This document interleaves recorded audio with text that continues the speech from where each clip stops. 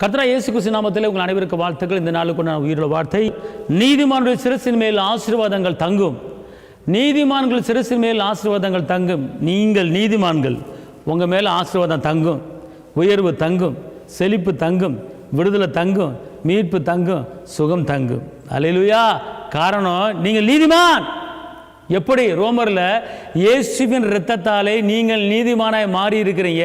நீங்கள் நீதிமானாய் மாறி இருப்பதனால ஆசீர்வாதம் உங்கள் வீட்டில் தங்கும், உயர்வு உங்கள் வீட்டில் தங்கும், விடுதலை உங்கள் வீட்டில் தங்கும். கவலைப்படாதிருங்கள். காரணம், நம்மளை இயேசப்பா இரத்தத்தால் மீட்டு உங்களையும் என்னையும் நீதிமானாக மாற்றிட்டார். நீதிமானாக மாற்றிட்டு அவர் என்ன பண்ணுறாரு? நீ என் பிள்ளையாக மாறிட்ட, அதனால் நான் கொடுக்குற ஆசீர்வாதங்கள் உங்கள் வீட்டில் தங்கும், உங்கள் மேலே தங்கும். பயப்படாதுங்க. இந்த உலகத்தில் எத்தனையோ மனிதர்கள் இருந்தாலும், ஆனால் உங்களை வேறு வெறித்தெடுத்து உங்களை நீதிமானாக மாற்றிருக்காருல இரத்தத்தால்.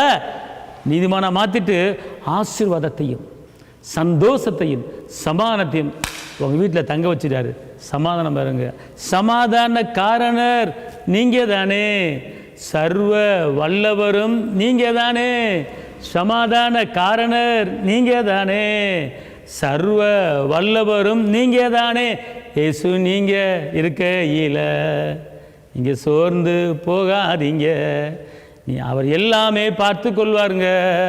அப்பா எல்லாமே பார்த்து கொள்வாருங்க. கலங்காதீங்க. கர்த்தர் பெரிய காரியத்தை உங்களுக்கு நான் ஜெபிக்கிறேன். தாப்பனை இயேசப்பா நன்றியோடு துதிக்கிறேன், ஸ்தோத்திரிக்கிறேன். உன்னதரை துதிக்கிறேன், உயர்ந்தவரை துதிக்கிறேன், அற்புதரை துதிக்கிறேன், அதிசரை துதிக்கிறேன், கரம் பிடித்தவரை துதிக்கிறேன், ஜீவனுள்ள தேவனை துதிக்கிறேன். இந்த நாளிலும் கூட ஆண்டவரே உங்கள் கிருபையும் உடைய பலனும் உடைய வல்லமையும் உடைய சமாதானம் ஒவ்வொரு குடும்பத்தையும் தாங்கட்டும். காத்துக்கொள்ளுங்க, பலப்படுத்துங்க. இயேசுவின் நாமத்தில் பிதாவே, ஆமென். கர்த்தர் உங்களை ஆசீர்வதிப்பார். அல்லேலூயா.